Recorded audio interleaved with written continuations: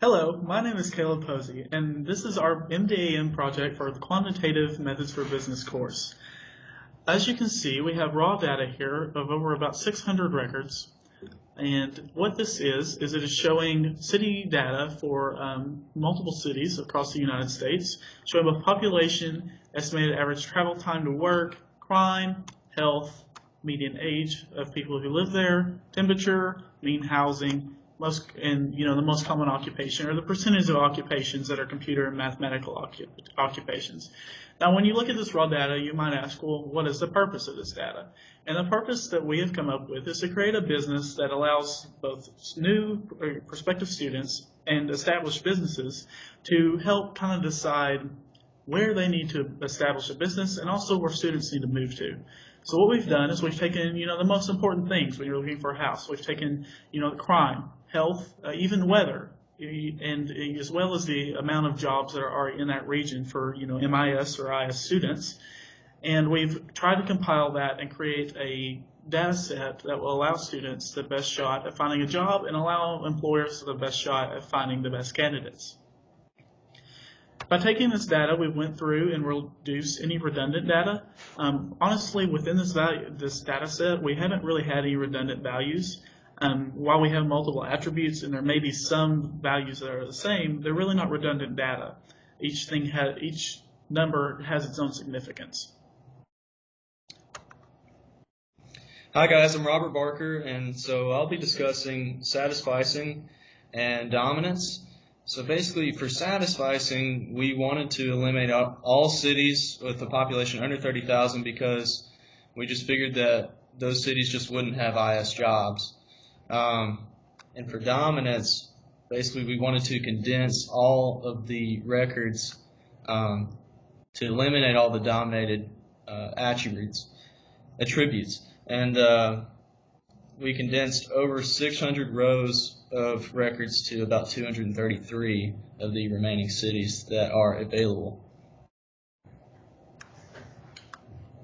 Hi guys, this is Chaz, and I will be discussing the normalization of our data. So as you can see on this tab, we went through and started to normalize the data so that we could evenly compare them. There are a couple of exceptions though as far as average temperature goes. We couldn't really normalize that in the fact that some people might say cold temperature is better than warmer, or vice versa, warm temperature being better than colder. So we weren't really able to normalize that. And the other thing that we had to do with our data was to scale the health, just because that's another thing that you can't really put a normalization on. And so instead we did a 1 to 5 rating scale, and so 1 being the poorest and 5 being excellent, and then going through and making a proper value for those health values. And so that was the couple things that we had to do with our data just as far as the normalizing goes, and then I'll let Caleb take over for the weighting again. On the weighting portion of our page, you'll see that we've taken all the data set and the normalized values and eliminated some of the values that weren't normalized, and we're able to apply a weighting scale of those. This weighting scale allows us to look at the weighted total of each city and find what would be the best opportunity for both business employer and prospective student. Now, as you go through here, you can see that we've color-coded these to show, to make it easier to find which one is the highest. You'll see that in red is the lowest. Toledo, Ohio is apparently not a place that you want to live based off of our current scale. Currently, based off our current scale, the best place to live, the most enticing place, is Cupertino, California. Just based off of crime, health, the average population of the city, temperature, all those might play into factor of where you might want to live. And so our question for you and our challenge for you is to go into the discussions and help us change our weighting scales. What's more important to you?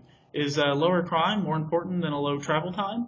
Or is lower housing costs more important than that job opportunity? What we'd like you to do is just to go in and give us your opinions, and then we'll incorporate that into the finalized project. Thank you, and have a great day.